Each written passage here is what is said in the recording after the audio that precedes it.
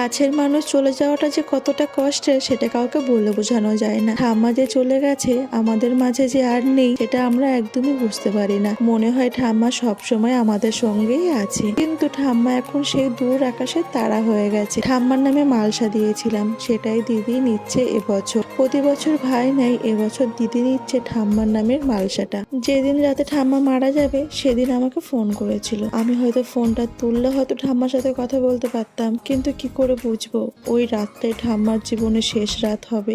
আমারও ওই রাতটাই যে শেষ রাত হবে, যে ঠাম্মার সঙ্গে আর কথা বলতে পারবো না, এটাও আমি কি করে বুঝবো। এখন বুঝতে পারি ফোনটা তুললে একটু তো কথা বলতে পারতাম মানুষটার সঙ্গে। ঠাম্মার কাছে 18 বছর থেকেছি জ্ঞান হয়েতে। সবাই মা বাবার কাছে থাকে, কিন্তু আমি কিন্তু থেকেছি আমার ঠাম্মার কাছে।